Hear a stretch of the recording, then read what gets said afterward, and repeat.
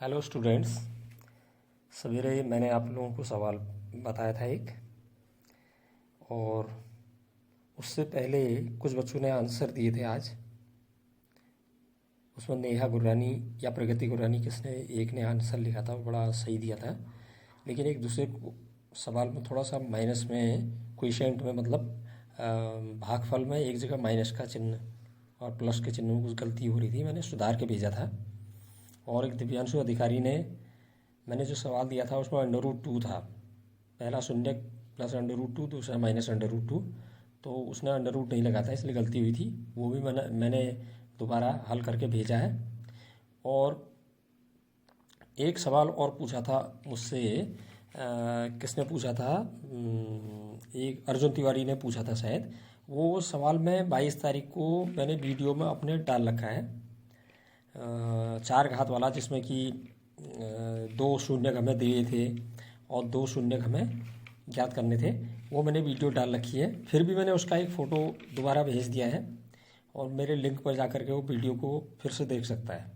उसके बाद भी अगर कोई दिक्कत है फिर पूछ लेना।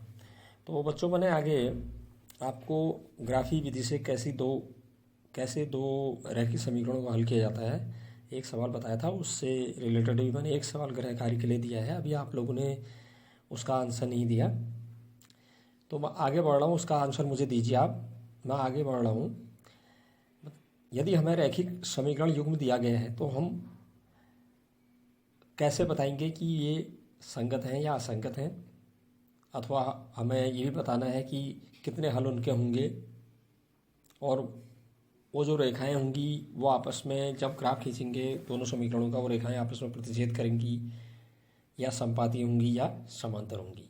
इन सभी तथ्यों को ज्ञात करने के लिए हमें कुछ शर्तों की ज़रूरत होती है। शर्तों के लिए हमें उनके गुणांक लेने पड़ते हैं, चर राशियों के, एक्स के गुणांक, वाई के गुणांक और अचर पद, उनके अनुपात ले लेते हैं। उनके अनुपात से ये निर्भर करता है कि वो संगत हैं या असंगत हैं, प्रतिच्छेदी हैं, संपाती हैं, समांतर हैं। तो यहाँ पर मैं इसको बताने के लिए सीधे सीधे दो रैखिक समीकरण ले रहा हूँ। पहली मैंने ले ली a1x plus by plus c1 is equal to 0। दूसरी ले ली मैंने a2x plus b2y plus c2 is equal to 0। पहली क्वेश्चन में x का गुणांक, पहले चर का गुणांक a1 और दूसरे चर y का गुणांक b1 और अचर पद c1 है।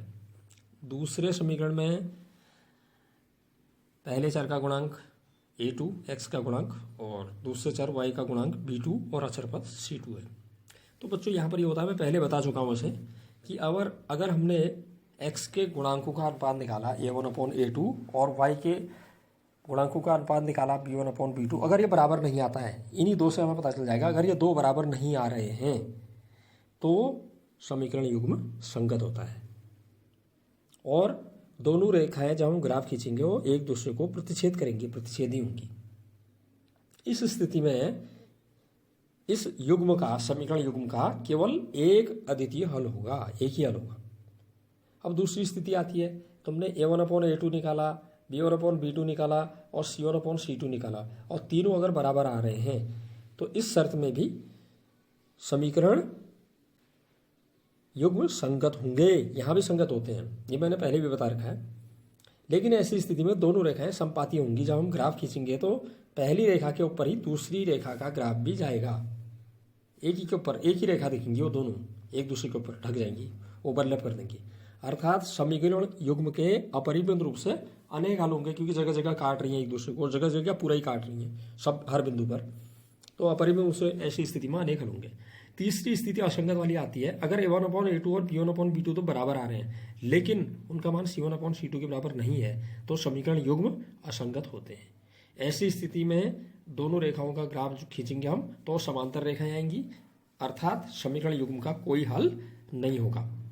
तो इस आधार पर आप प्रश्नावली 3.2 के प्रश्न संख्या 2 को हल कीजिए बच्चों, क्योंकि यही कंडीशन उन्हें लगनी है। अगर नहीं आता है मुझसे पूछिए।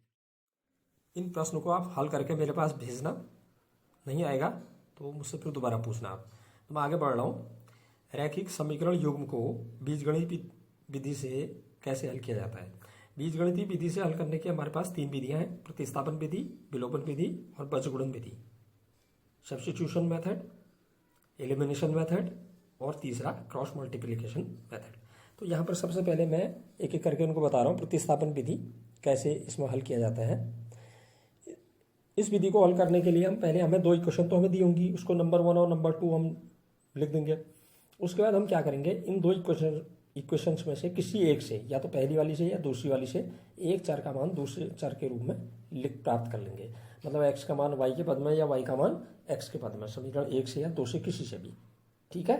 अब उसके बाद क्या होगा, इस मान को आपने अगर पहली समीकरण से x का मान y के पद में या y का मान x के पद में लिया है, पहली समीकरण से, मैं दोबारा बोल रहा हूँ, पहली समीकरण से अगर लिया है तो इस मान को हम दूसरे समीकरण में रख देंगे। जो हमने अभी मान निकाला पहली समीकरण से, x का मान y के पद में या y का मान x के पद में, तो इसको हम पहले इक्वेशन नंबर 3 डालेंगे। 2 तो हमारी दी हुई है। इस 3rd इक्वेशन से कहने का मतलब है उस चर का मान हम समीकरण 2 में रख देंगे अगर हमने पहले से प्रतिस्थापन किया है, और दूसरे से किया है तो पहले में रखेंगे। ठीक है। इससे हमारा एक चर का मान ज्ञात हो जाएगा। अब हम क्या करेंगे, जो जिस चर का मान हमें मालूम हुआ उस चर के मान को इक्वेशन नंबर 3 में रख देंगे। इससे हमें दूसरी चर का मान भी मालूम हो जाएगा। मैं इसको समझाने के लिए प्रश्नावली 3.3 प्रश्न संख्या 1 का सेकंड खंड ले रहा हूं, क्योंकि फर्स्ट सरल है, उससे थोड़ा सा कठिन है सेकंड वाला। अपॉन में दिया है, आप लोगों को कठिन लगता है इसलिए मैं बता रहा हूँ ये वाला। इक्वेशन नंबर फर्स्ट है s minus T is equal to 3। अब एक्स वाई में नहीं है, बात वही है, चर कुछ भी हो सकते हैं, S T P Q X Y. तो यहाँ पर एस और टी में दे रखे हैं, पहला चर एस दूसरा T. S minus T is equal to 3, इसको हमने इक्वेशन नंबर फर्स्ट लिख दिया। S upon 3 plus T upon 2 is equal to 6, equation number 2 लिख दिया। अब मैंने बताया था अभी, एक चर का मान दूसरे चर के रूप में, या तो समीकरण 1 से या 2 से। तो हम पहले से ही कर लेते हैं समीकरण 1 से, एस का मान टी के पद में रख लेते हैं। तो एस का मान टी के पद में ले रहे हैं तो एस को बाईं तरफ ही रहने देंगे और टी को हम दाएं पक्ष में पक्षांतर कर देंगे। तो एस का मान टी के पद में हम लिख रहे हैं एस इज इक्वल टू 3 तो है ही राइट साइड में, टी को वहाँ ले जाएंगे, पक्षांतर करने पर प्लस का हो जाएगा 3 प्लस टी, माइनस टी का पक्षांतर कर दिया। तो इस तरह से एस बराबर 3 प्लस टी हमारी इक्वेशन नंबर 3 आ जाएगी। कहा मैंने। अब इस जो 3rd इक्वेशन आई है एस का मान टी के पद में, इसको हम समीकरण 2 में रखेंगे, 1 में नहीं रखेंगे, क्योंकि हमने 1 से एस का मान टी के पद में लिया है इसलिए। ठीक है। तो हम इस समीकरण 3 से एस का मान समीकरण 2 में रख देते हैं। ठीक हो गया। हमने क्या किया, एस की जगह 3 प्लस टी लिख देना है। तो एस की जगह 3 प्लस टी लिख दिया, अपॉन 3 था 3 लिख दिया, प्लस टी की जगह टी अपॉन 2 था लिख दिया, इज इक्वल टू 6। अब हमने एलसीएम ले लिया 3 और 2 का, 6 होता है, 6 एलसीएम लिया। जैसे हमने फ्रैक्शन को ऐड करते हैं उसी तरह से 6 एलसीएम लेकर के हमने 3 से डिवाइड किया 6 को, 2 बार 2 से ऊपर मल्टीप्लाई किया, प्लस फिर 2 से 6 को डिवाइड किया 3 बार, 3 से टी को मल्टीप्लाई किया, वो लिख दिया। ऐड करके हमारा यह आ गया 6 plus 5t upon 6 is equal to 6 plus 1। इसको हम क्रॉस मल्टीप्लाई करके 6 का अपॉन में कुछ नहीं है, 1 ले लिया राइट साइड में, क्रॉस मल्टीप्लाई कर लिया, 6 plus 5t is equal to 30। अब हम 6 का पक्षांतर करेंगे तो 5t is equal to 36 minus 6 हो जाएगा, 5t इज इक्वल टू 30। तो t की वैल्यू आ गई हमारी 30 अपॉन 5 6। अब इस t की वैल्यू को, t के इस मान को समीकरण 3 में रखेंगे। मैंने कहा था जो 3 आई थी हमारी एस का मान t के पदों में रखने में जो आई थी, वहाँ इस मान को रख देंगे। तो s is equal to 3 plus T, s is equal to 3 plus 6 is equal to 9। तो इस रैखिक समीकरण युग्म का हल हमारा आ गया s इज इक्वल टू 9 और t इज इक्वल टू 6। अब मैं दूसरी विधि में आता हूँ, विलोपन विधि। विलोपन विधि जैसे इसके नाम से पता चल रहा है, एलिमिनेशन मेथड, माने हटा देना, किसी एक चर को हटा देना दोनों चरों में से। वो हटेगा कैसे, दोनों में गुणांक बराबर होंगे, या तो अलग अलग चिन्ह के होंगे तो जोड़ के हटेगा, या दोनों को घटा करके हटेगा अगर एक ही चिन्ह के हैं। तो मैं बता रहा हूँ अभी। यहाँ भी हमें 2 समीकरण जब दी हैं तो इसमें क्या होगा, इन दोनों समीकरणों में किसी एक चर के गुणांकों को हम बराबर बना लेंगे गुणा करके, या तो समीकरण एक ही समीकरण को या दोनों समीकरणों को। ठीक है ना। और उसके बाद जब वो गुणांक बराबर हो जाएंगे, अगर उनके चिन्ह एक से हैं तब तो घटाना पड़ेगा, अगर दोनों के चिन्ह अलग अलग हैं तो दोनों इक्वेशंस को हम ऐड कर देंगे और एक चर एलिमिनेट हो जाएगा, दूसरे चर का मान निकल जाएगा। तो हम इसके लिए मतलब हमें क्या करना पड़ रहा है, गुणांकों को बराबर करना पड़ रहा है किसी चर के, कोई से एक चर के, या तो x के दोनों समीकरणों में गुणांक बराबर कर लेंगे या y के गुणांक दोनों समीकरणों में बराबर कर लेंगे। इसको मैं समझाने के लिए आपको एक्सरसाइज 3.4 का पहला प्रश्न का थर्ड खंड ले रहा हूँ। थर्ड इसलिए ले रहा हूँ कि ये थोड़ा अलग है फर्स्ट और सेकंड से। इसमें हमें दो इक्वेशन जो दिए हैं 3x - 5y - 4 = 0 और 9x = 2y + 7। तो पहले तो हम एक काम करते हैं, चर राशियों को एक ही ओर ले आते हैं दोनों इक्वेशंस में। जैसे पहले वाले में 3x - 5y, ये तो दोनों एक ही ओर है, लेकिन अचर पद भी बाई तरफ उसको दाई तरफ ले आता हूँ। 3x - 5y = 4, ये इक्वेशन फर्स्ट आ गई। जो दूसरी दी थी उसमें 2y राइट साइड में था, उसका पक्षांतर इधर कर लेंगे, माइनस का हो जाएगा 9x - 2y = 7। तो ये हमारी इक्वेशन फर्स्ट और सेकंड आ गई। 3x - 5y = 4 फर्स्ट और 9x - 2y = 7 equation number second. यहाँ समीकरण 1 तथा समीकरण 2 दोनों में से किसी एक चर के गुणांकों को हम बराबर बनाएंगे। लेकिन यहाँ पर ये देखिए दोनों में एक्स के भी चिन्ह एक से हैं, वायु के भी चिन्ह एक से हैं, मतलब एक्स दोनों में प्लस के हैं, वाई दोनों में प्लस के हैं, समान चिन्ह के हैं। अब हमें यहाँ पर दोनों समीकरणों में या तो एक्स के गुणांक बराबर करने हैं या वाई चर राशि के गुणांक समान करने हैं। तो हमें कौन सी सुविधा हो रही है यहाँ पर देखिए, अगर हम वाई के गुणांकों को समान करें तो दोनों इक्वेशंस को मल्टीप्लाई करना पड़ रहा है। अगर x के गुणांकों को देखें तो एक में 9 है, एक में 3 है, ठीक। तो समीकरण 1 में 3 है x के आगे गुणांक, और समीकरण 2 में x का गुणांक 9 है।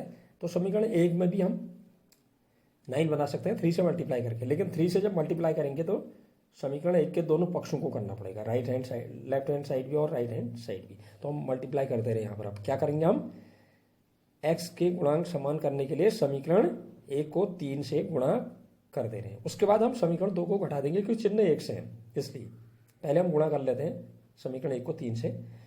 3 × 3x 9x minus 3 × 5y - 15y = 3 × 4 12। इसमें से सब्ट्रैक्ट कर देंगे हम कौन सी इक्वेशन को, दूसरी वाली इक्वेशन को, समीकरण 2 को।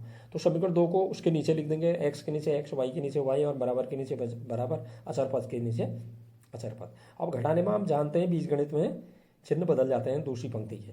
तो पहला माइनस का हो गया, दूसरा प्लस का हो गया और बराबर के बाद 7 जो है माइनस का हो गया। 9x से 9x कैंसिल आउट हो गया और यहाँ 2y जो है प्लस के हैं, ऊपर 15y माइनस के हैं, तो माइनस का 13y बच गए, इज इक्वल टू 12 में से 7 माइनस हुए 5 आ गए। तो y की वैल्यू आ गई हमारी, माइनस को हमेशा राइट साइड में लिखते हैं, -5/13।